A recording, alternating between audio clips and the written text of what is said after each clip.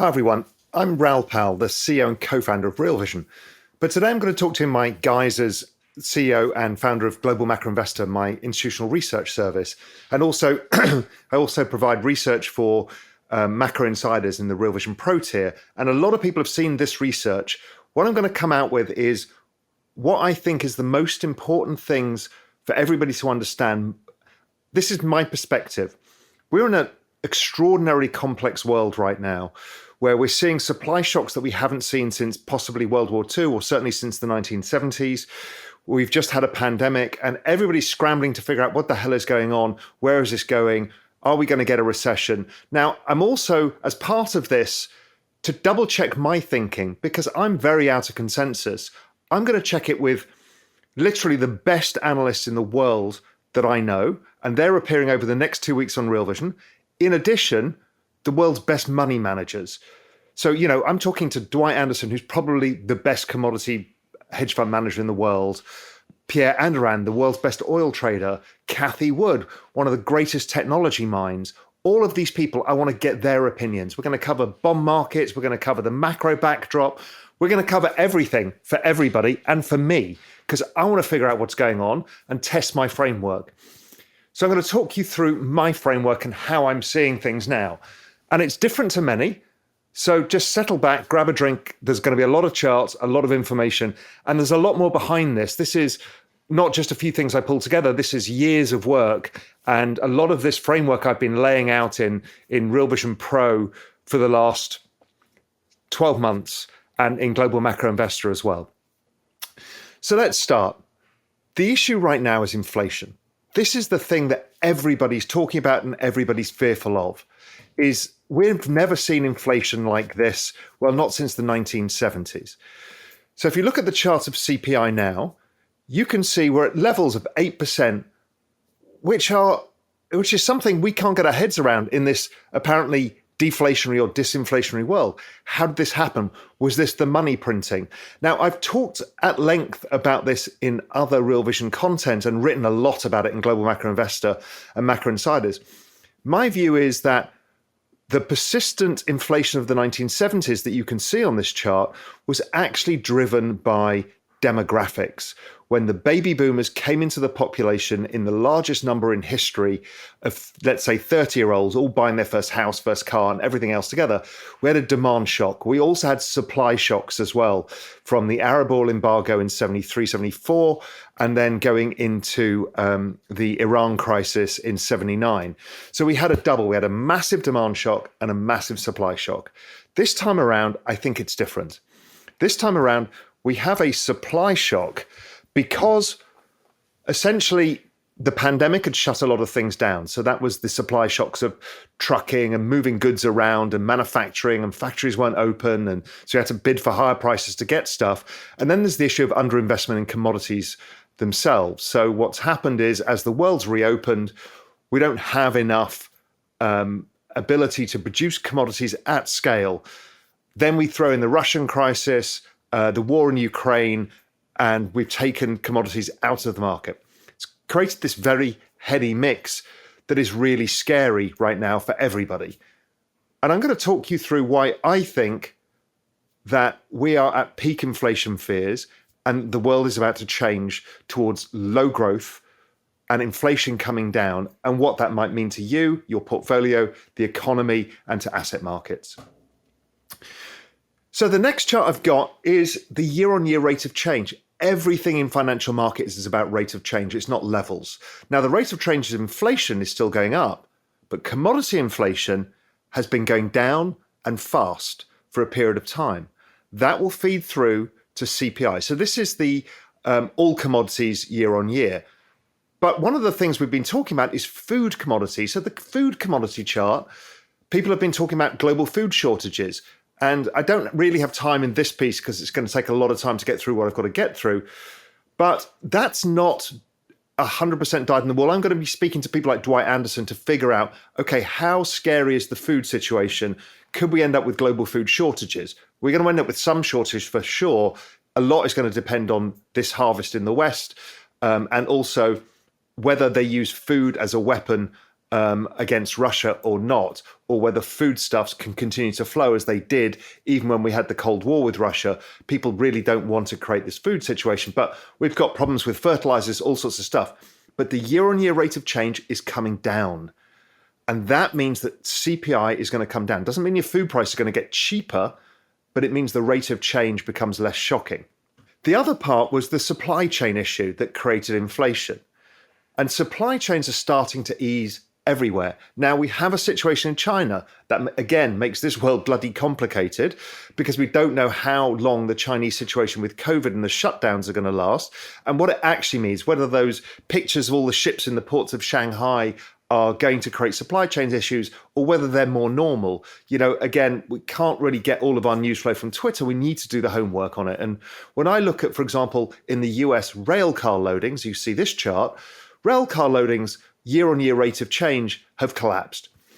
And so that's telling us that the supply chain issues have been resolved and we're back to some normality. In fact, significant weakness. These rail car loadings are weak enough to suggest that the ISM should be well below 50. Now, is that going to be the case? I don't know, but I'm going to show you evidence why the ISM may do that. The ISM, for those of you who don't know, is the Institute of Supply Management survey, which basically is my guide to the business cycle. It basically is a lead on GDP, or it's essentially real-time GDP. And if the ISM crosses below 50, then growth is around 1% in the US economy. Once it gets to about 47, it suggests the economy has stalled and we're close to recession. So 47 print has usually given almost 100% of the time a recession. So those are the things I'm looking out for, is growth and what growth can do to inflation. So railcar loadings, as I said, are suggesting ISM's coming lower. The other one is we had big shipment problems before. Now we've got shipments back to normal. So they're suggesting that the ISM should be back down at 50, which is basically very slow growth, which is what I think the trend rate of growth of the US economy is with an aging population and high debt. I think trend rate of growth is closer to 1% than it is to 3%, and that we're going to see that moderation in inflation. And that's what freight shipments are telling you. The next chart is shipping containers. Shipping containers, you can see that spike in shipping containers before. That's when there was all of these shipping containers stacking up in Long Beach. That's all started to clear now, and we're at levels that are more normal. And in fact, we could see a rollover if demand in the US starts slowing further. So we need to keep our eye on some of these. The issue is these supply chain issues caused a behavioral change in manufacturers. What they started to do was build inventories. And inventories meant that they had goods to sell, even if they couldn't get goods into the country. So everyone was forced to hold longer inventories. Now, inventories increase GDP growth. But when you draw them down, i.e. you start selling your inventories and not importing goods, is what you find is GDP growth falls. Now, if you look at the next chart of ISM inventories, these people are saying that their inventory levels are about as high as they've ever been. They've built inventories, and that was a rational thing to do. But if demand slows, then you've got an inability to sell inventory. And you can see the next chart, which is the ISM versus ISM new orders, less inventories. And here, this is leading, and this is a great indicator I've used over the years. It really works well. It's suggesting that the level of inventories is too high compared to the new orders coming through. And we're going to see inventory liquidation over time. And that is suggesting the ISM is going to come below 50. Now, it's not turned around yet. So this could be an ongoing situation. We don't know yet. Are we headed to recession or are we headed to a growth shock? My core hypothesis has been a growth shock because it's easier to forecast than the recession. But as you'll see coming forwards, there's a lot of things suggesting a recession could be on the cards. Either way, it's going to change the structure of markets and how we're thinking about things. And the key one is inflation. You see, inflation, yes, it's driven by supply issues, but inflation really is driven by demand. If you take demand out, then there's less demand for those goods fall in price. So the next chart is looking at that inventory to new orders ratio and its relationship with CPI. And what you can see is this last leg of CPI explosion, which was Russia, plus some of the existing supply shocks, while the inventories to new orders in the United States has been coming off. And it's suggesting that we could see a fast turnaround inflation. We saw something similar to this in 2008. 2008, we saw the oil price hitting $140 a barrel. We saw soft commodities at that time screaming higher, very similar to now. And that was driven by Chinese demand. That was a demand shock, less of a supply shock. Now, if you look back at the chart here, you can see back in 2008, we saw the same thing where inventories in new orders was falling and inflation was rising. It was resolved by inflation collapsing. And I think that is going to happen now too. If I look at ISM prices paid, so that's the prices that the manufacturers are paying for their goods, they've started to come off. Now, it's still a choppy range. It's not at concerning levels, but it's suggesting that we're going to see a moderation in CPI coming forward. So we should be around peak CPI readings right now. Whether it happens next month, the month after, I think it's kind of by June, we should start to have seen the peak and we should start to see the moderation in CPI. Okay, now the likelihood, I think, is that CPI comes lower than the market expects. And that will be driven by this demand destruction I'll come onto in a bit. And I think that is the thing that most people aren't looking at. Most people are looking at the supply equation and assuming stable demand. That's generally how most of the models work for the commodity people and the economic forecast. I look at business cycle because I find the cycle is predictable, because generally as the cycle turns and goes lower, it follows all the way through until it turns back up and goes higher. You have many times where you have the cycle gets down to almost zero growth and comes back up again, driven by fiscal stimulus. And I'll talk about that period, particularly in the 2000s, where we saw that a number of times and why that happened, because it's going to have impacts for us in this discussion today.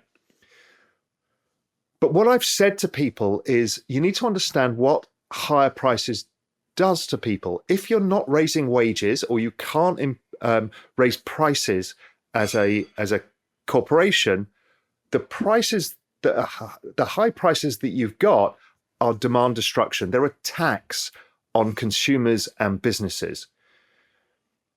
So if I want to represent the tax in a different way, here is the gas prices at the pump in the US. We could use nat gas in Europe. There's a bunch of these things that are exploded. Food prices exploded. And what that means that these consumers have had to pay a tax. Their discretionary income has been more used now for the basic goods and services that they've needed. We've seen this in the past when healthcare costs exploded or schooling costs exploded. Both of those are moderated in recent years. But this is a shock that means people spend less on other stuff. We've seen stuff like restaurants rolling over because of stuff like this.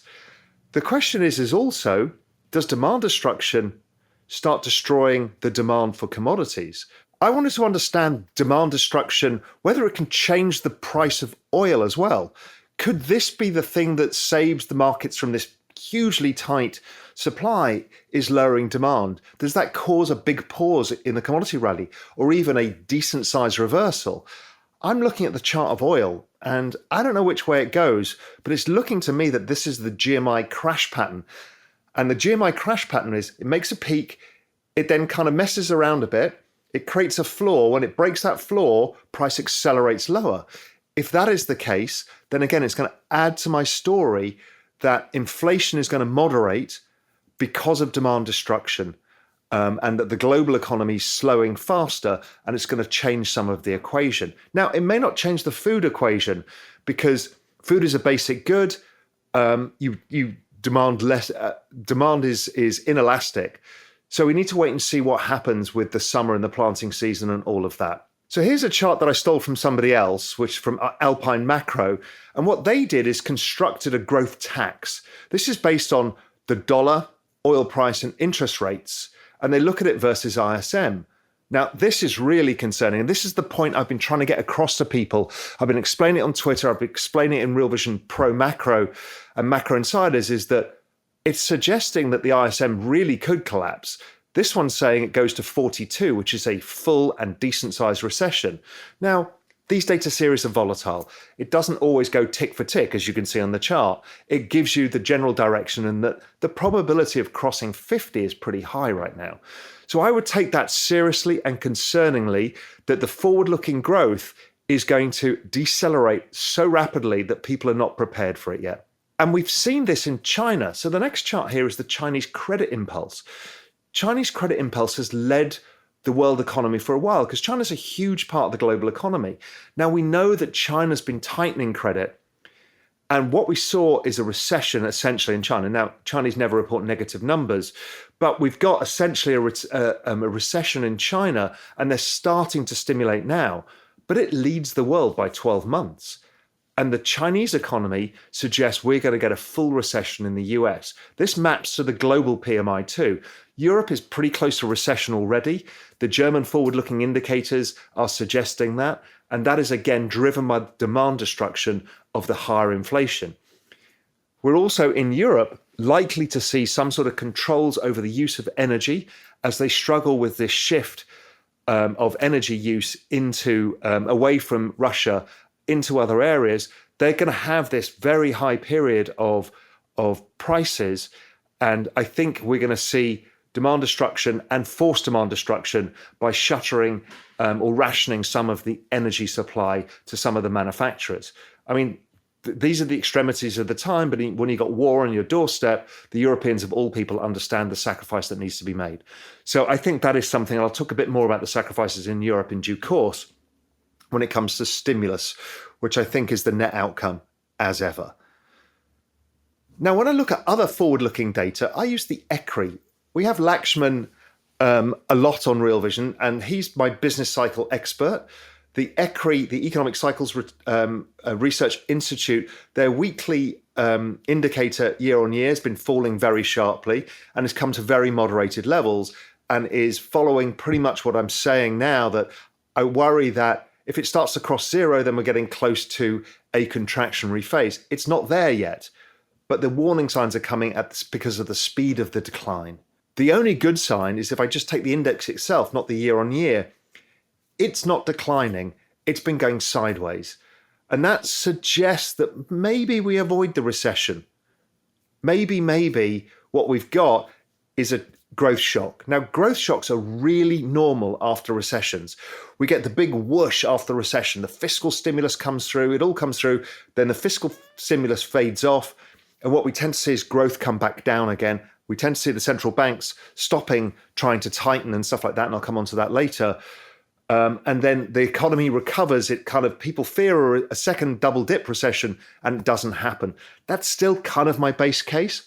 I'm not sure because it's really close, but this ECRI not going down suggests that maybe we hit stability. Even if we get to zero GDP growth, maybe we don't go anything lower. But let's see. It's all to play out probably in the next 6 months. So this is not going to be an instant fix here. We'll see this growth coming through in the next few months, I think. Now, talking about demand destruction, you can see it writ large here. This is residential fixed investment as a percentage of total fixed investment. What it's saying is households have stopped spending on their own houses. Now, most of us in the pandemic spent a fortune on doing up our houses because we were stuck at home and we realized our sofa was crappy and we wanted a Peloton and all the other stuff that we all did, build a new deck and all of that stuff. And that brought us a huge spike in residential fixed investment, which basically forward-led the rise in ISM. That is coming off fast, and we're back down to that 50 level in ISM. That's very consistent in my forward-looking charts. And I think it's important to note that I'm not plucking a few charts here. There's a lot of forward-looking indicators suggesting this. The other issue is the US and most countries are economies of small businesses. These small businesses got killed by the pandemic, but then luckily tax breaks helped them. Now the tax breaks have gone and they've got rising prices, and they're picking up that the consumer is not in the shape they were. And now we can see that small business optimism is starting to fade while ISM is still high. Usually ISM should follow suit over time. So I'm expecting ISM to come down And I think small business optimism will continue to go lower as well, something worth watching. But the picture's even more concerning when I look at household sentiment. So households are terrified right now. They're the most terrified they've been since 2008. And I can understand why. You've raised the cost of everything. You've taken away the fiscal stimulus, and people just don't know whether they can cope with this situation. I mean, don't forget, household disposable income in the US, there may be a lot of assets, but people live paycheck to paycheck. They live on credit, and we've seen credit going up and savings going down to try and counteract these high prices. These high prices are extremely recessionary on the consumer, and I think we're going to see more and more of this. And it also happens globally. That same discretionary spending pattern is happening across the world. It's not just the US. You've got these aging population, and older people have fixed incomes, i.e. they've retired, they've got a pension. You raise the cost of living on them, it kills them. And I think this is not something most people are factoring in, is the demographic composition, the debt composition, and then adding higher prices is extraordinarily difficult. And to express this in different terms, look at real incomes. I mean, Jesus Christ, this real incomes have collapsed because they're negative because of the inflation rate, and wages haven't gone up as much. Wages have gone up. But again, you need to remember that wages have gone up for those in the workforce. We have a labour force participation rate that's been falling due to demographics for decades. And I've talked a lot about that in the retirement crisis videos and many other videos, and written about it a lot over the years. Those people don't bid up wages. They've retired. So they just take the hit to their income. Those people who are in the workforce have got higher incomes, but it's not as much as inflation as the chart shows you. And if it's not as much as inflation, that is discretionary spending coming lower. The older generation just got killed, full stop. So net, even with the increase in wages, the total demand in the US economy has not gone up. So I think people are only looking at one equation, which is the wages have gone up. They're not looking at that real wages are still negative, so they don't catch up enough. And they're not looking at the fact that those wages only account for something like 50% of the population because the rest are out of the workforce or didn't get a wage rise. And therefore, there's no net increase in demand. The other big issue is mortgage rates have exploded. We're back to kind of 2006 levels now, and also 2010-12 levels. We've just had, as this chart shows, the largest rise in mortgage rates in history. So we've been inflating people, we've been taxing people due to the inflation, we've taken away their fiscal stimulus, and now their mortgage costs have exploded just when everybody bought new houses over the pandemic. This is not good. This takes away discretionary spending from the economy. That's why we're seeing household residential fixed investment falling. It's because people don't have the money to do it. It leads to economic weakness. And this chart here from Top-Down Charts is a fabulous chart. It looks at mortgage servicing costs against ISM, the same kind of thing that I do. And what it's telling you is if we're not careful, we're going to see a dramatic fall in ISM. Again, plays into the same thesis that I've got, is that growth is going to slow faster than almost anybody expects. And financial conditions have tightened as well, as you can imagine. And financial conditions take a lot of things like credit spreads that have only just started tightening. Now here you can see the year-on-year rate of change of the Goldman Sachs Financial Conditions Index. That's suggesting the ISM is coming down to 50 as well. Financial conditions are increasing. And I think the Goldman one is not as good as using the model, including the inflation on commodities and stuff like that. That's not included in the Goldman Sachs index. So again, financial conditions are now tightening, and they're getting to levels where we should start to see economic growth suffer significantly. The other thing is, there's an old saying in the commodity world, is the answer to higher prices is higher prices.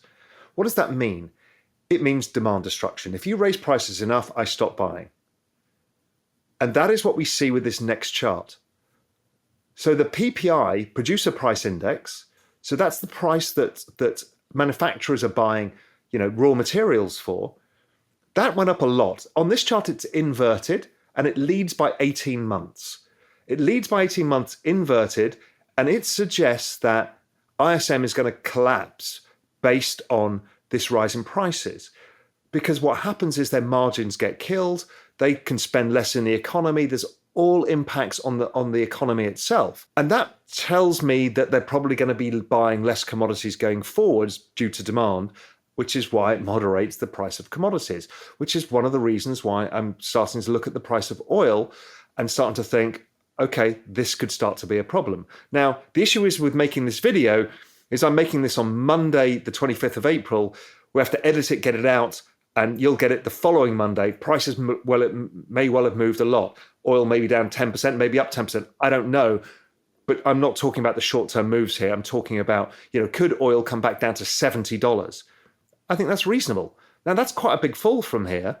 And it changes the CPI outlook dramatically because it becomes a net drag in CPI in a year's time where CPI falls back down to zero. Now, of course, CPI might be different, but just bear with me. This is what I'm talking about, is the complete narrative shift that I think lies ahead. This is also happening globally. This is not a US phenomenon. I use the US just because most of you are watching this from the US, but all of you in Europe, this is happening. Asia, to a certain extent, we're starting to see it too. We're clearly seeing it in China. And here it is. This is the number of countries around the world with their rising leading economic indicators versus the global manufacturing PMI. So most countries in the world are now seeing their leading economic indicators falling, and that leads global PMI. This is suggesting global PMI comes down below the 50 level into the recession level yet again, confirming that this is not a US thing, it's a global thing. In fact, the US may be the one that survives better, and that's because of the stronger dollar, and we'll come on to that in a bit, but that is a way of moderating prices. Now, markets are also amazing at predicting the business cycle. This is what they do. This is what drives asset prices. It's what I built my entire investment framework, the understanding of the secular cycle, debt, demographics, deflation, all of these things, globalization, technology, plus the business cycle itself, because the business cycle and the rate of change of the business cycle equals the rate of change of asset prices. And once you understand this, you get to the ability to forecast when we're going to see weak and strong asset prices. So the next chart is the S&P 500 against the ISM. An amazing fit. And this goes back for the entire history of the S&P. It's always been an amazing fit. Equities are cyclical. All assets are pretty much cyclical.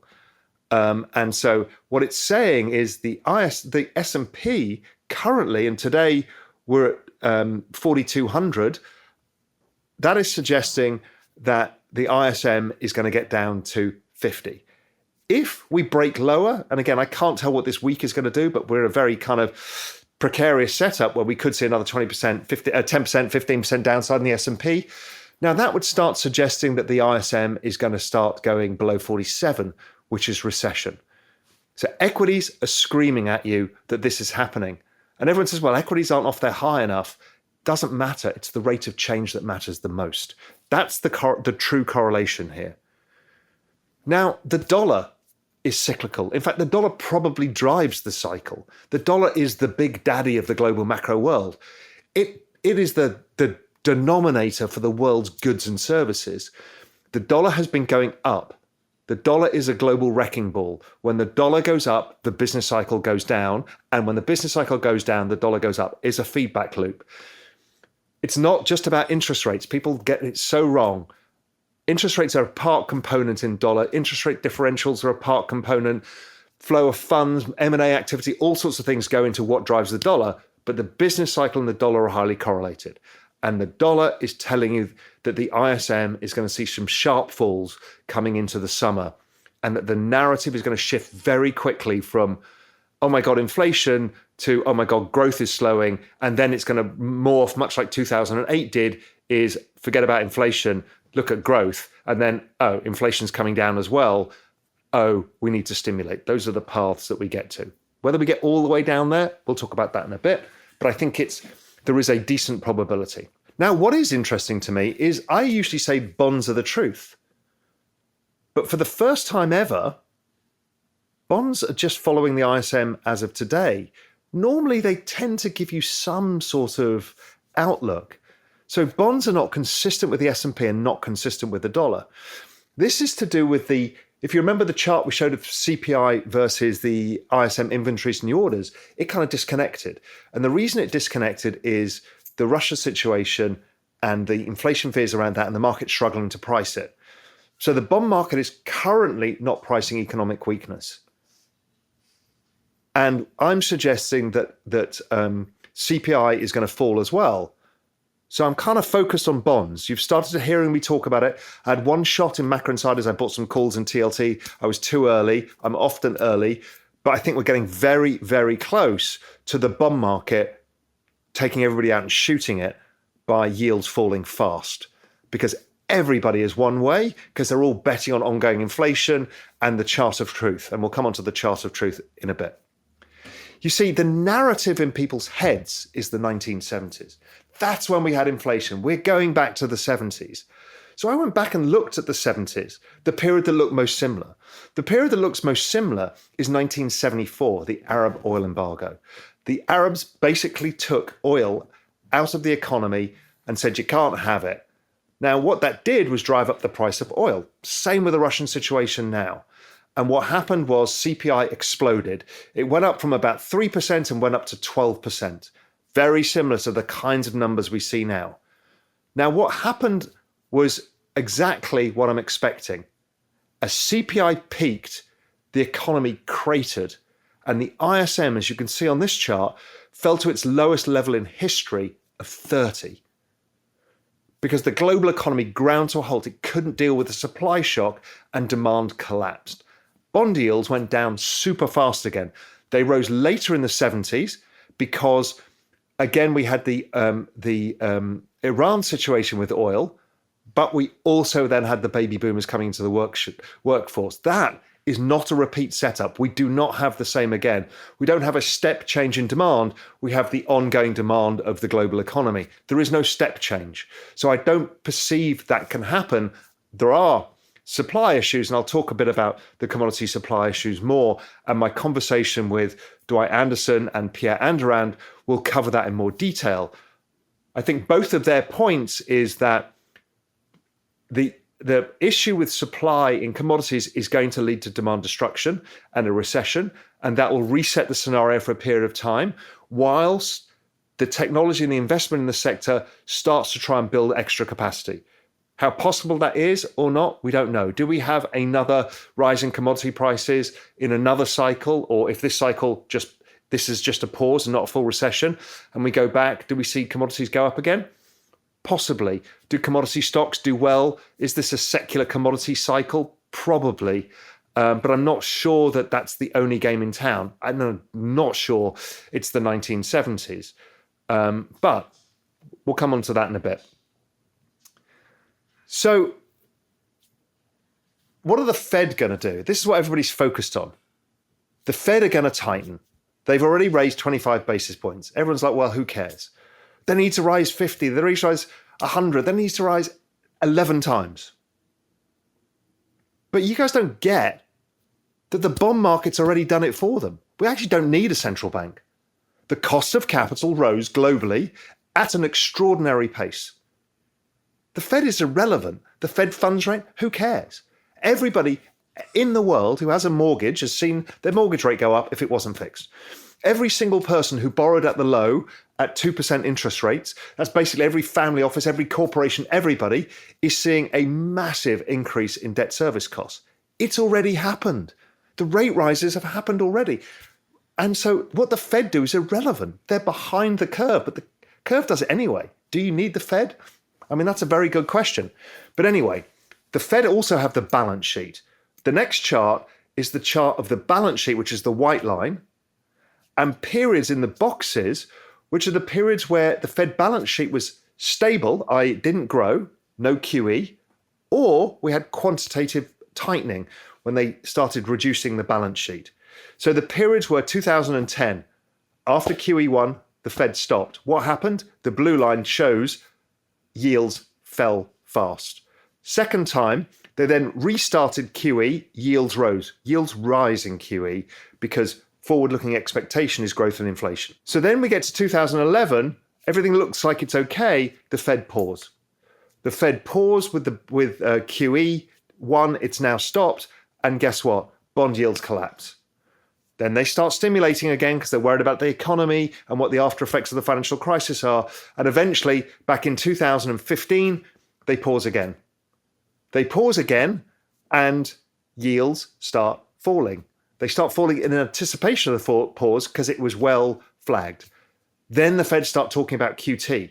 They start talking about QT, and like now, yields rose. We had a last spike in yields. Then the moment QT starts happening, bond yields utterly collapsed, and the economy started heading for recession. We were going to go into recession anyway in 2020, pandemic or not. The pandemic was an accelerant, and I made that very clear at the time. And it's one of the reasons I was very long bonds in 2019. It was, one of the best trades of my entire career. And so I'm seeing this and thinking, well, if the Fed are going to stop stimulating via balance sheet or even reduce, bond yields are going to fall because forward expectation of growth in inflation comes down. The other interesting thing is this chart shows again the same periods, but now with the yield curve. Every time the Fed pause, the yield curve flattens. Okay, that's interesting. Remember, the yield curve is currently negative. Well, it's been negative. It's about zero as we speak today, or 10 bips or whatever it is. But we've never been this early in a cycle and seen the yield curve hook lower. It's telling us something is structurally wrong. And it's telling us, I think, that we had a massive monetary tightening from the rising costs of goods. And that, on top of the monetary tightening, killed the economic cycle much earlier than anybody expects. And, we're going to be speaking to David Rosenberg about that as well, because I think he is, like me, thinking that the economy is going to slow down faster. We've also got other people over the next 2 weeks, like Juliette Decourt and others. And I've done a lot in the Journeyman series, where I've spoken to a lot of friends who have very opposing views to myself, people I really respect, who suggest, no, Raoul, you're wrong. Everything is going to change. Inflation is going to stay elevated, and yields are going to stay elevated. I don't see that in my work, but I respect these people. And as ever, there are no certainties in this world. I just try to assess the probabilities the best I can. I can be wrong too. This is really my sweet spot, my expertise here. So I back myself, but I've been wrong in the past. The other one when we look at is we can look at, okay, what happens when they raise rates? Because that's the other thing. We've got the balance sheet, raising rates. What happens to bond yields? What happens to inflation? All of this stuff. Well, here we've got raising rates, which is white. This is the Fed funds rate. And every time we raise rates, guess what? The yield curve falls. So we've got this setup where the yield curve is going to tell us there's a recession. When the yield curve crosses zero, it's a 100% chance of a recession. Now, everyone's telling you again that this time is different. They've told me every single time in my career, and I've been in this game for 30 years, that this time is different. I don't think it is. Is there a probability that it's different? Of course there is. There are no certainties in the world. But the odds are pretty good to me, particularly with all the evidence I've just shown you over the course of this piece. I think there's a lot of evidence to suggest the yield curve is right again. Do we get the full recession again? I don't know yet, and it's not my base case, but I'm starting to err towards it. As I said, here's the chart of the yield curve itself. Every time we've got here, we've had a recession. That stunted peak at 150 basis points back 2 years ago, a year and a half ago, suggests that there's structurally something wrong with this economy. And this is what I've been bleating on about for God knows how long now, 20 years. Demographics, technology, debt, globalization, all of these things mean that the trend rate of growth of the economy is much lower than people expect, and the terminal rate of Fed funds or interest rates are much lower than anybody expects. My guess is that over the next decade, we'll probably run at negative real interest rates, much like we have in Europe and much like we've had to in Japan. And that's the kind of level of interest rates we need. And we're just hitting positive real interest rates right now. And what we're seeing is the markets falling apart and we're seeing growth slowing. So it suggests to me that the real rate needs to be much lower than we are today, which is, again, not in consensus. Everyone thinks we need to keep raising, keep raising, keep raising. I'm like, you've already raised. The world is going to shit whether you like it or not. So that brings me on to the chart of truth. The chart of truth is the trend that I'm talking about, the demographic trend where lower and lower interest rates create the same outcome. Every time we get to the top of the chart of truth, we enter a recession. There's always a crisis at the top. Now, here we are breaking out of the top. We broke out of the top in 2018, which is a very similar setup than we have now. No ever cycle in the chart of truth has ever gone above the previous cycle peak. So this one is about 3%. Could something be changing here? Possibly. Is it? I don't think so. My technical analysis work, I use a lot of DMARC, suggests that the bond market is going to peak in yields any day now and will probably be a rolling peak over the next couple of months. And that will be the peak in the cycle of interest rates. So we've got a short, sharp cycle, something we've not had for a very long time, pre-Greenspan. And I'll come on to that in a bit later. So it looks like it's breaking out. It's not unusual to be breaking out. So if I look back and pretend we're back in 2018, well, back in 2018, if we drew the chart of truth, obviously the trend channel, because it's a log trend, it's a regression trend, redraws itself with the different peaks in it. And we broke over for an extended period of time, as we're doing now. And that's when Jeff Gundlach came out and said, rates are going to 6%.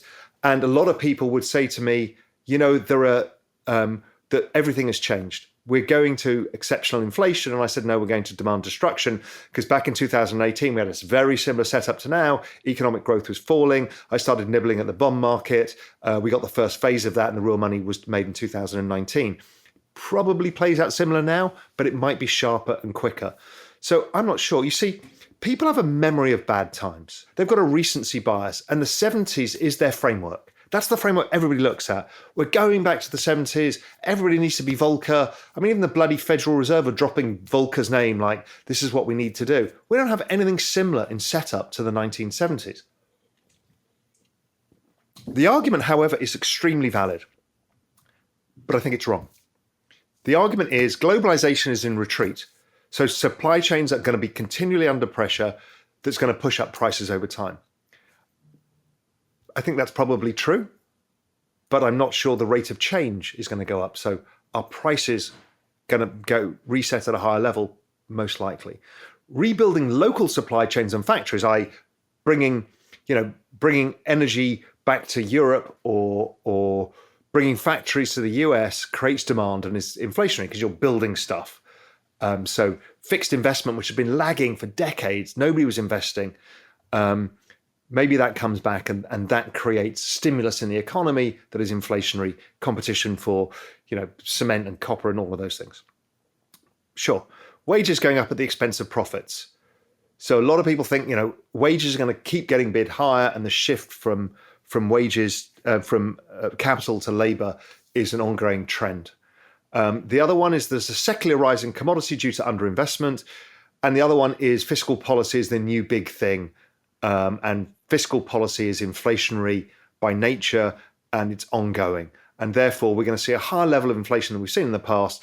And I think if you ask most of the experts that I've spoken to in my Journeyman series, most would say, look, 3 to 4% inflation is what they're thinking, and that bond yields could, peak out of 5 or 6% or 5%, let's say. Nobody's being alarmist here, but the structure has changed. Therefore, the chart of truth have changed. Some would say, well, maybe we stay in a wide elevated band, that we don't break higher. Others are seeing inflation or interest rates go, 8%. And I've seen that. And that was at the Real Vision macro event in San Diego a few weeks ago. So that is the bear case. That's the opposite case to mine. And again, credible people, credible views. We don't know is the answer. But I have a different view. I kind of think that this is the 1940s all over again. And that is the framework I'm using and not the 70s. We are going through a fourth turning. And anybody who's not read the Neil Howe Williams Strauss book, The Fourth Turning. I've mentioned it, I know, 100 times. Please read it. This is the structural change that happens from demographics when we pass from an old system, rules-based global order system, and how things are done, the financial system, into something new. Also the global system and how it functions. We had a unified world under the rules-based global order system that came out of World War II with the US, and we're now going to a bifurcated world of which we don't know what it looks like yet. So these things are all happening. We've got a fourth turning moment. And I think that we go back to the start of the last fourth turning actually to get a better understanding. That last point was after World War II. After World War II, we had the biggest supply shock the world had ever seen as demand came on globally. And what we saw was an explosion in prices. But inflation then fell back because of demand and settled into a period. Debt GDP coming out of the war was extremely high. But financial repression of not letting interest rates rise too much, but letting inflation run a little bit, 3%-ish, eroded the value of the debt over a 15-year period, and debt didn't become the issue. So, and that there was no extremities in that environment. So, the financial repression was mild, but it was offset by opportunity, and I'll come to that. And over that period, much like now, fiscal policy was king. It was enormous. We had everybody rebuilding everything globally, Japan, Germany, Europe, US, everything. We had a massive fixed asset investment boom in factories, houses, roads, cities. It was just gigantic. And the population exploded with baby boomers, kids, everything. So it was an extraordinary period. Now, if you'd have told anybody we'd get that set up now, they'd say, yeah, inflation's going to the moon, everybody's screwed, the market's going to get destroyed, this is terrible.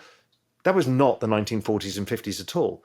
It was, in fact, a period of incredible growth, massive adoption of new technology, a lowering of the debt burden over time, a rise in house prices, standard of living, and markets themselves.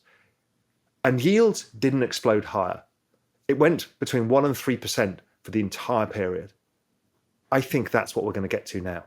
We have a once-in-a-lifetime opportunity where we may see a boom based on the retooling of the global economy, but it's not going to be as inflationary as people expect. So my view on this is technology drives down prices, even commodities. All of the experts will tell you that commodity prices in the long run trend lower because of technological advance. And let's say you're running out of supply of oil. Well, over time, we're seeing this in Europe is going hell for leather to pivot over the next 10 years away from reliance on fossil fuels. Now, no, of course they won't do it in one go. But what they will do is erode demand over time. Right now is the hard part. And the hard part will lead to fiscal stimulus, because that's how you get around some of this, the pain that they have to take.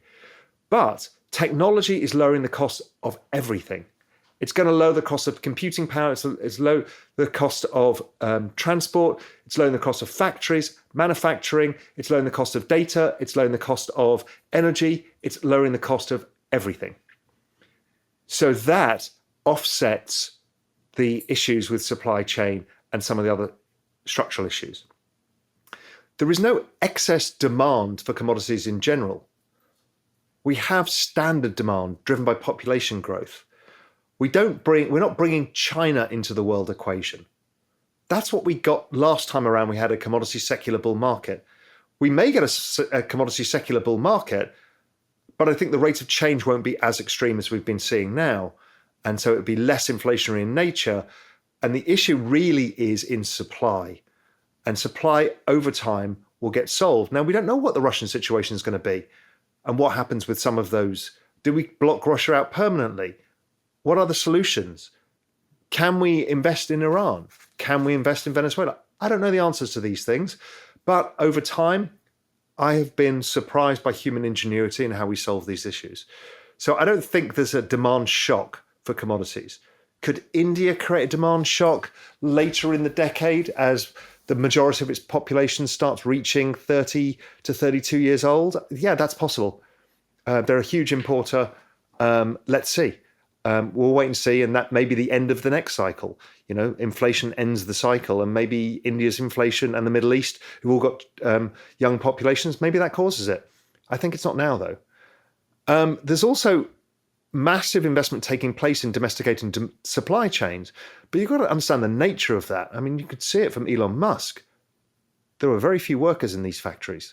These are robots and AI. So what you're bringing is you exchanging labor in China, India, and other countries and converting it to robots in the United States. That is a shift that's not going away.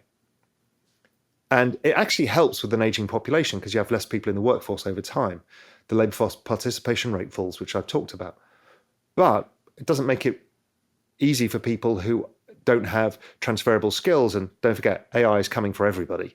It's coming from, we're already seeing stuff like GPT-3, the ability to write. We're seeing DAL-E, which is creative, visual creative. We're seeing music being done by AI. So art, music, writing, all being driven by AI already. So that's the creative industry that I thought would last. Of course it will. And my point is not to be hyperbolic about it, but at the margin where everything happens and matters, I just do not see an inflationary episode as this happens, because we don't get an increase in labor. So we might see an increase in some raw materials as we need to build this stuff. And copper will be a classic example of one of the things that will be in a excess demand and reduced supply. And that's real. And I'll come back to that a little bit later on. And demographics just continues to deteriorate. More and more people are going to leave the labor force. They're going to retire and they're going to die. And the young kids now are not having kids. So the US population growth at best is stable over the next 20, 30 years. At worst is going negative like the rest of the world. But pretty much all the rest of the developed world, including China, has now started to see negative population growth. So we can't, with that many retirees, we can't see wages driving up inflation over time. There's no pricing power for labor because of technology either. So it makes it just too hard. And retirees, if they don't have enough money, stay in the labor force and they compete for jobs with their kids. That's not inflationary either, because they'll accept a lower wage. Why? Because they've already got an income from their pension. So all they need is they can accept the job for 20 grand that a millennial would need to take 40 grand for. That's an unfair advantage because they already have an income. Just think that through. So I do not see the structural change of inflation. So let's look at some charts of the 1940s. So here's what happened. Straight after World War II, we saw the massive supply shock. The supply shock then eroded demand, and we saw inflation come back off again. It then rebuilt again as they started ramping up the rebuilding of the war after World War II. But over that period, we went from boom bust in inflation. It went negative because we had the big ramp up. So if you look at the period from on that chart, 1942 is obviously war spend. Then 1946, 47 is the supply issue. What happened was the rate of change then falls over time, demand comes off, and inflation goes negative. Then goes, which is like if oil fell to $70 now and stayed there for the year, you'd find that inflation could be close to negative next year. And then it just swung around. So inflation wasn't the problem. And rates in the blue line weren't the problem either. They barely rose. So inflation averaged about, between 1% and 3%.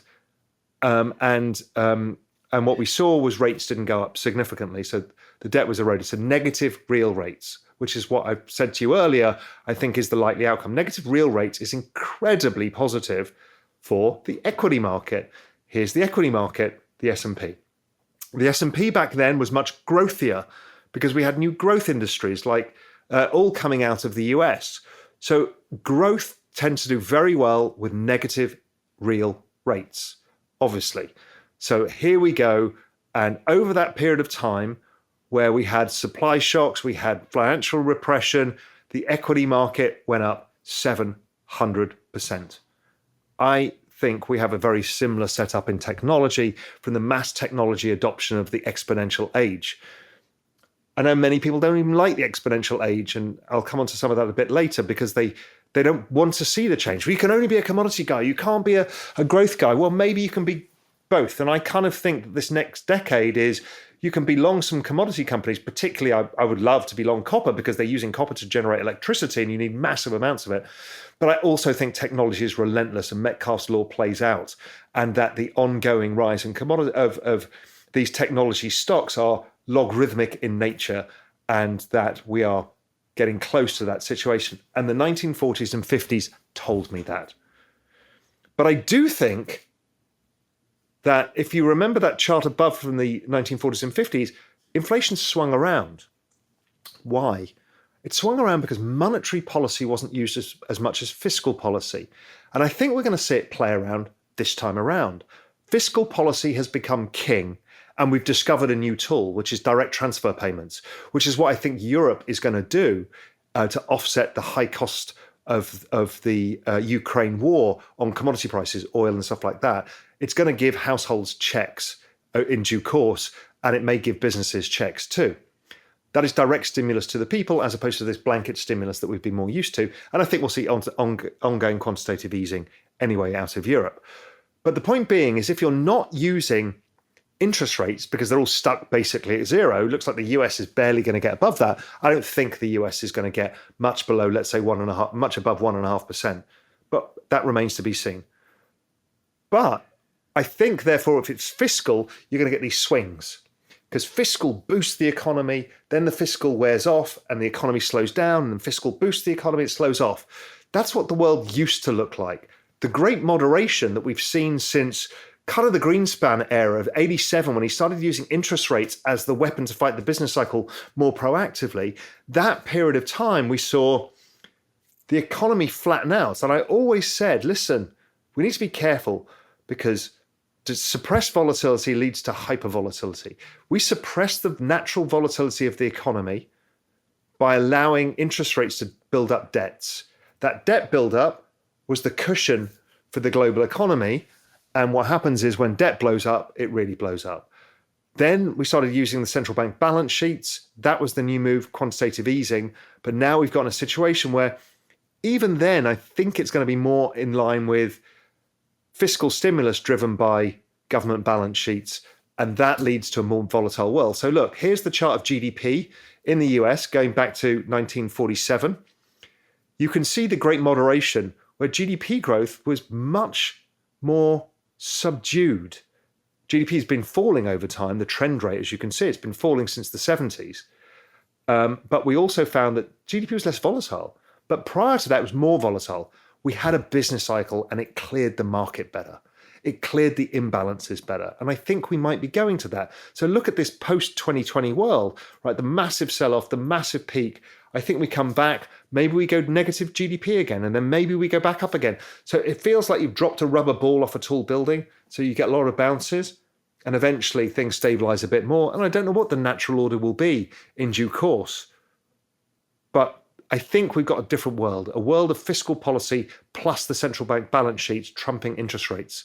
And let's wait and see. So anyway, let's talk about interest rates, bonds. Where are we now? Well, bonds have had the biggest sell-off in my entire career in terms of the US aggregate monthly total returns. The global one, I think, is one of the biggest in all-time history as well. We're back to where we were in the 70s, obviously, because the inflation of the 70s, the high level. I'm not saying it's the 70s all over again. I've made that clear. I don't believe that. But it's been an enormous sell-off. The 6-month rate of change of 2 years is pretty much the second highest equal ever. So we've had a huge inflation shock. We've had a huge interest rate shock. And that means that inflation is about to fall and growth is about to fall. And I think bonds at the top of the chart of truth, knowing all of the things I pointed out to you, look like they're really a bloody good trade. You know, maybe call options on TLT to the end of the year. You know, I will talk about this in Global Macro Investor and in Macro Insiders. But certainly looking towards the bond market, where everybody hates it. Everybody hates bonds. Everybody's an inflationista these days. Everybody thinks the Fed are unanchored. I think the bond market did its job. It raised the rates, and therefore rates will fall because growth will fall. And so I'm thinking this is becoming an extraordinarily good setup to go against the crowd. I could be wrong. There could be a structural change. What happens if China invades Taiwan? Could that then change the entire supply chain dynamic globally and put us in a whole different world, much like the second oil shock created something more structural combined with the demographics? We don't have the demographics now. This kind of stuff, of course. I don't have a crystal ball. All I'm trying to suggest is, listen, I'm not sure that this time things are different. I'm saying, yes, we've had some extreme events, and extreme events lead to offsetting extreme events. We had the extreme events of the pandemic, the extreme events of the inflation, and then we get to the downside of this. And with this kind of magnitude of monetary tightening, we're going to see an accelerated downside in growth. So I like bonds, and I go against the narrative. And as I said, in this next couple of weeks, I'm going to be speaking to a bunch of people about their views too. So I don't want to whitewash you with my own views. I don't care. Our job is to take on board everybody's views. You know, there is no right or wrong here. We're all doing our best to figure this out. And I'm going to try and figure it out with the best people in the world. Okay, equities. What does it mean for equities?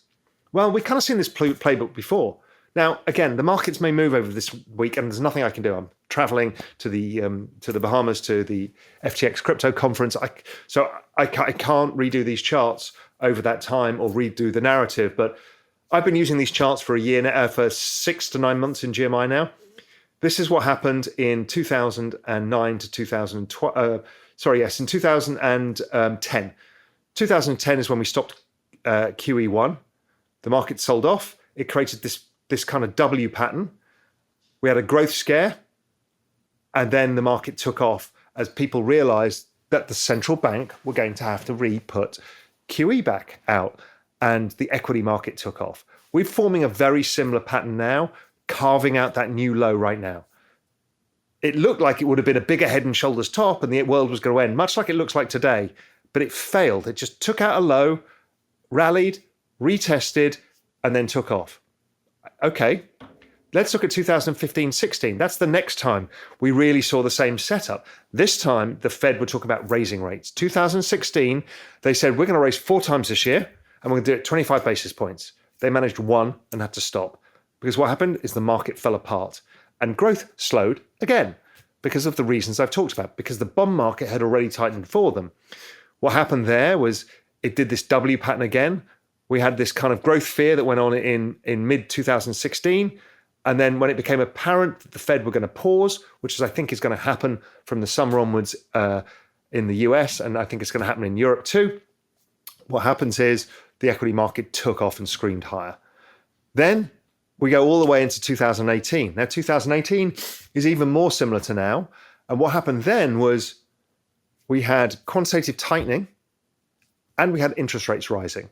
The yield curve had gone negative, and we had this final sell-off, whoosh low, which was the taper tantrum. That taper tantrum was then, the yield curve was negative, and the Fed was like, okay, the Powell pivot. And the Powell pivot, equity markets took off. I do not see why that is not going to happen again, considering the evidence I've put to you. And a lot of you will be saying, yeah, but inflation is going to be higher. In 2008, inflation was at peak when they were cutting.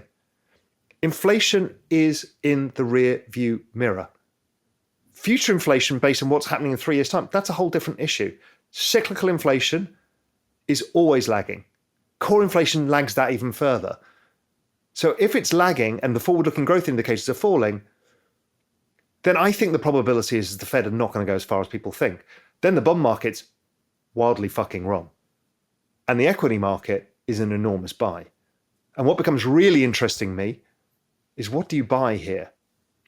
Well, if I'm wrong, and we do get a bigger recession, which 2018 was forecasting but hadn't come, but let's say the recession comes, I don't think it probably comes till 2023. But if it does, well, markets usually fall in recessions 30%. That's kind of average over the last 30, 40, 50 years. But no recession had the power of the bank balance sheets, which we saw last time around. You basically lower the denominator. Right now, if they do QT, they're increasing the value of the denominator. No shit, equities go down because you've increased the value of the denominator. But I think the bigger move is the ongoing debasement of the denominator that will come in due course. And that drives equities higher. And then we're in a tremendous technological period that I call the exponential age, where everything from AI to robotics to electrical generation to data to space to crypto, metaverse, all of this, biotech, genetics. I mean, it is an unbelievable time. The world has never lived through a period of time of Metcalfe's law adoption curves on top of Metcalfe's law adoption curves, creating Reed's law, which is a ridiculously powerful moment in time. We've got this aging population. It's creating tremendous fear because the rate of technological advance is so dramatic. We've never lived anything through it in such a short period of time. But you want to own that bloody stuff. You don't want to fear it. And I see people on Twitter all day. It's like, oh, Cathie Wood, these people are awful. Who wants to own a Tesla? You're fighting the biggest logarithmic trend we are ever going to see. That is the opportunity of a lifetime. So I want to be a buyer when I see that the inflation story goes away. I'm looking to buy growth. And in fact, I put out a trade recommendation in Global Macro Investor and in Macro Insiders about this by using a whole basket of these exponential names I've been following for 18 months. I haven't pulled the trigger on any of them before, including things like ARK, where I've said, let's average in over 8 weeks because I think the market might have this 2018 spike low, but I'm not sure. I don't have the visibility. And if we get a recession, what are the Fed going to do? Well, the Fed are going to print. And what does that do to these stocks? Well, real rates fall. Those stocks explode higher. And they're already very oversold. So if I use Amazon as my example of, just encapsulates the whole space. This is a network effect stock that has gone up relentlessly in the log channel, as Metcalfe's law suggests it should, unless the network fails and then it turns off. It has various S-curve moments, which is when the market's not sure, is Amazon going to survive? And that one was in 2014 when it fell 30%. That was like, is Amazon just a bookseller? Is this cloud thing? What is this? This is nonsense. They're an online retailer. Why are they doing it? Well, what happened was the next explosion of growth and their network adoption model with these multi-networks that they've built.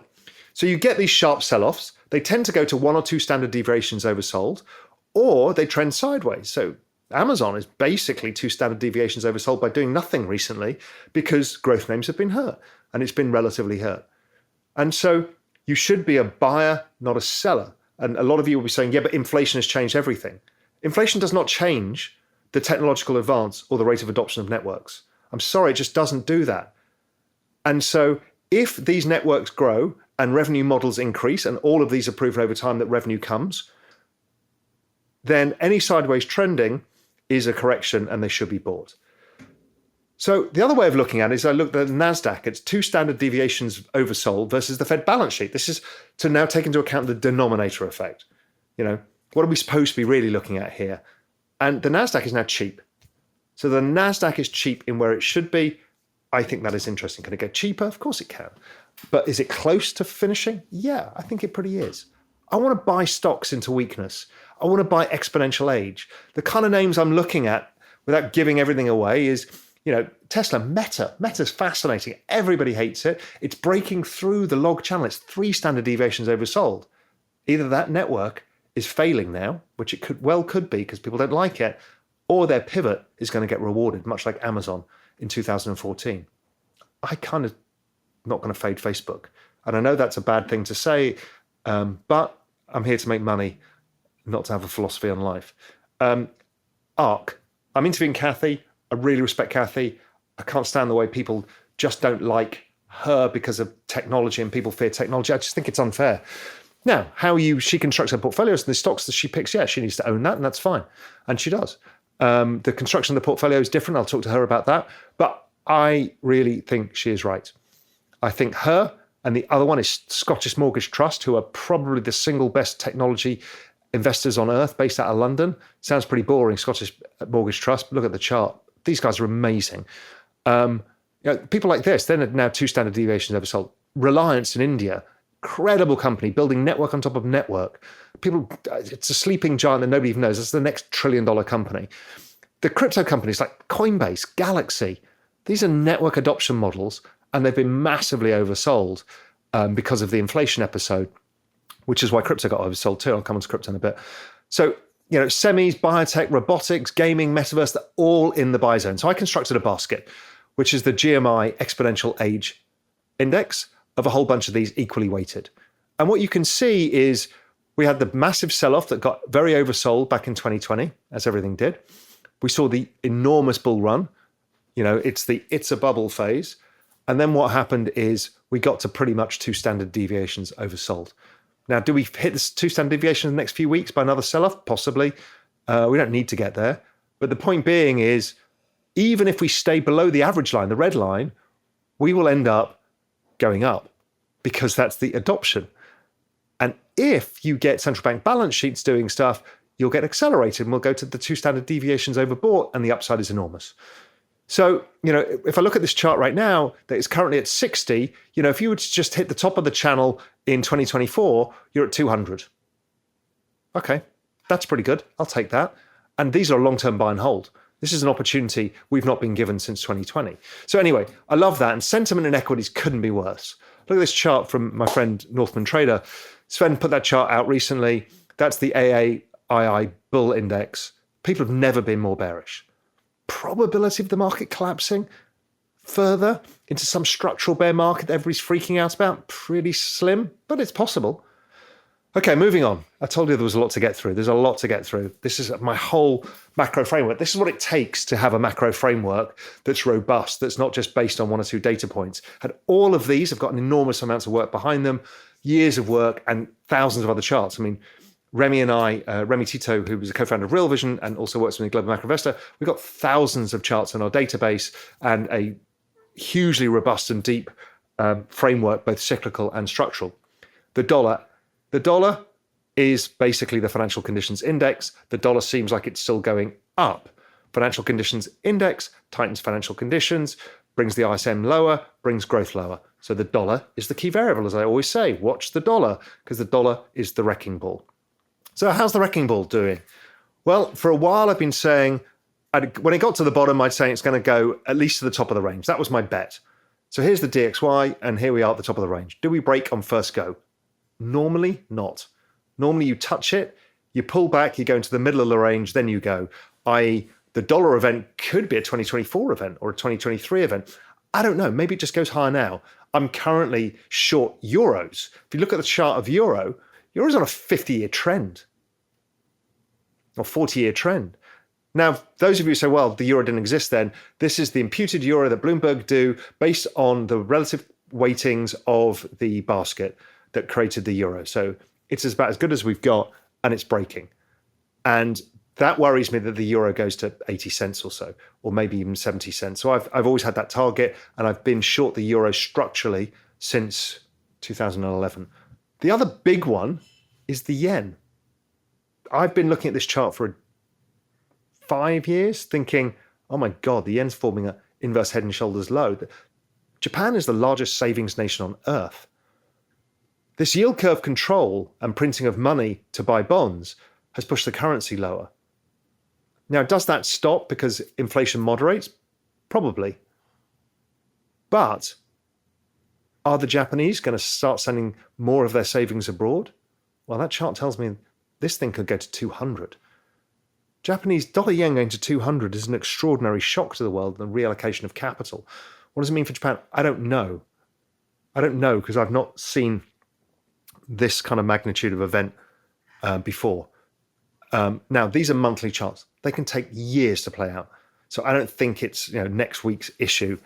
But the Chinese currency probably is next week's issue. I think the yuan has to weaken because everybody else is weakening their currencies and they can't be outcompeted. And you know what? The world probably needs a cheaper yuan because that lowers the cost of exports out of China, which moderates inflation. It also throttles their ability to import, so that lowers demand. So I think it's probably good. The dollar moderates growth, will moderate inflation. The dollar moderates US inflation, and a strong dollar means that US stocks are attractive, which is why I want to buy exponential age US stocks, plus one out of India and one out of the UK. Okay, next one up, gold. Gold does well with negative real rates. Negative real rates have been diminishing, and gold sold off. But gold seems to be now forward-looking on growth, much the same way the technology stocks are and crypto is, and it's starting to pick up somewhere that negative real rates are coming back and gold should break out this enormous cup and handle pattern. If that is the case, i.e. every inflationist is going to give up and the central banks are going to realize that the world is different than they thought. If that is the case, and I don't know if that's the case, but if it is, then gold goes to 2,500, 3,000 or whatever the number is. That's very interesting. It still struggles. It doesn't trade well right now. It still struggles, gets caught off and risk off. But I think if I'm right and global growth slows, gold will take off. So it's been a tough trade, but just keep your eye on it. Finally, let's get into crypto. Crypto network adoption model. I've talked about this. I updated this chart a while ago. Most of you haven't seen it. The crypto adoption is now massively outperforming the internet. It's been growing at about 165% a year versus 85% for the internet for the same period of time now. So this is the fastest adoption of any technology in all human history. We are going to get to 5 billion users by 2030, i.e. full-scale adoption of crypto as technology for the internet of value and a host of other things. And 1 billion users comes in 2024. And that's by lowering the rate of growth again. I'm not assuming that growth stays as red hot as it has been. And in fact, growth has been slowing. So I think that is the magnitude of what is happening. And you can own this, unlike the internet. It's much easier to own because you own a share of the network by owning the crypto. The next chart shows it in a more dramatic way, which is not on a log scale. And we're assuming the internet was growing at 43% a year from about year 6. Year 1 in this case, or year 0 in this case, is 5 million users. We took crypto and internet users at 5 million and then looked at their growth as they adopted. So after year 6, the internet was growing at 43% a year. So if crypto grows at 43% a year, gets to year 10, which is 4 years' time, at 1.2 billion. But if it continues to grow at 76, which is a lowering of growth versus the 165% it's doing now, we get to 2.8 billion. I mean, these are astonishing numbers. The world has never seen anything like this before. So whatever happens, whatever the trend rate of growth is, this is exploding. So my macro backdrop is massive. Short term, however, the total market cap of crypto, year-on-year rate of change, has stopped growing. And we've had these periods of time, which are the bear market. So in 2020, we had a period of time of this. But I think if the central bank balance sheets are coming back into play, if growth, i.e. growth equities, going up because global growth is falling, then crypto's going to do very well. And I know there's a lot of people expecting a crypto winter. I don't think that is the case. I think we need to watch what happens to the economy. If inflation goes, crypto takes off. Inflation just needs to moderate. If I look at how we look at the network, total crypto volumes, well, they've been trending sideways for a while now. And sideways volumes tend to lead to sideways markets. And that's what we've had in crypto. Volume has to grow over time to show network adoption. And we've not seen that. And so therefore, we should see this kind of sideways market until we start to see volumes come. Volumes will come when people's discretionary income is not up to here now, because of inflation. It comes if there's government handouts. It comes if the central bank balance sheet moves. It comes if the institutions get comfort that inflation is going. So that's all happening as well. So let's go back to my favorite log chart. Here's the log chart of Bitcoin log chart using the regression channel. one standard deviation oversold.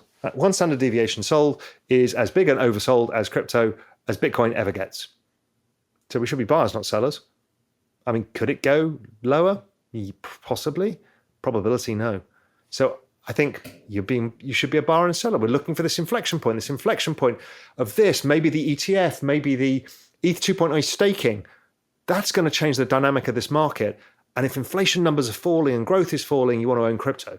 Long duration assets. Here's the log chart of Bitcoin, just the recent price action. It's just sideways. Nothing's happened. I love a sideways consolidation. Sideways consolidations lead to explosive upside.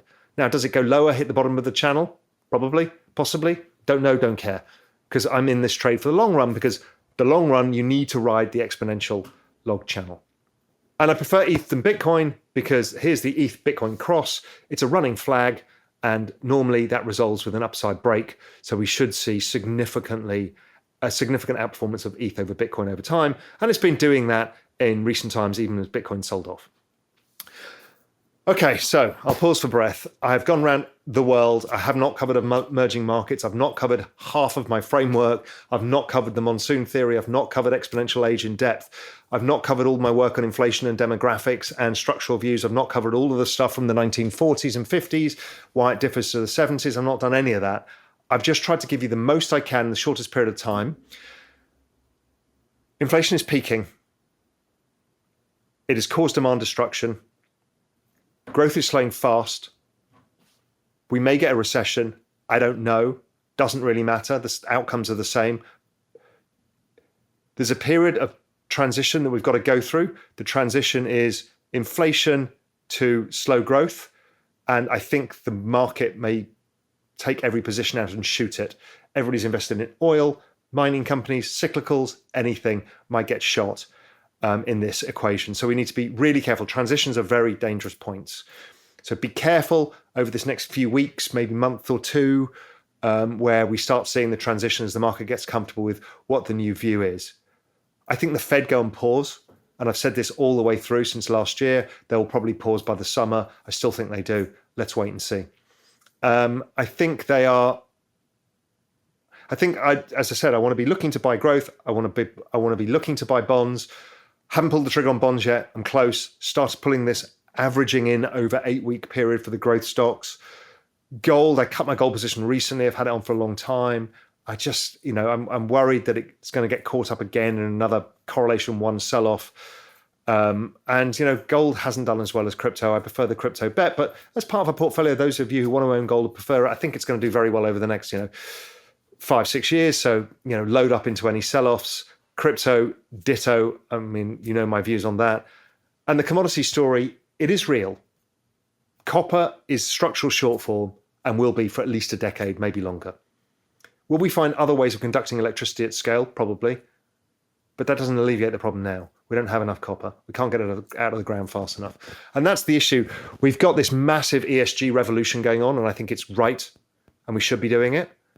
And I think it is going to create this incredible supply and demand imbalance because we're making demands of commodities we haven't got enough of, while throwing massive amounts of capital. This is this fourth turning 1940s view, massive fiscal stimulus and fixed asset investment as we pile money into changing our energy source. In the meantime, we're not investing in the traditional energy source, so that equates to higher prices. I get it. Makes sense. And that's for many commodities. So that's going to happen for a while. And there are some commodities I want to own as a secular view, and others I'm not so sure about. And oil is one of the ones I'm not so sure about. But I'm not going to fade. I'm not, fade it. I might fade it for a trade, but I don't. I'm not concerned. Either way, I don't think the rate of change, because oil to go from $100 to $200 is only a 100% increase, and we've had a 300% increase already. So the rate of change is not the issue for inflation. So yes, commodity prices probably go up. Yes, we're probably in a secular bull market in commodities. No, it won't drive inflation. So that's a lot to dump. And again, I could talk a lot about commodities. You'll get so much in all of the interviews that I've coming in the next 2 weeks. It's going to solidify many of the things I've said here and argue against many of the things I've said here. Everybody's views are valid. This is an extraordinary time. This is one of the great macro markets of all time. And there is some great opportunities, I think, coming out of it.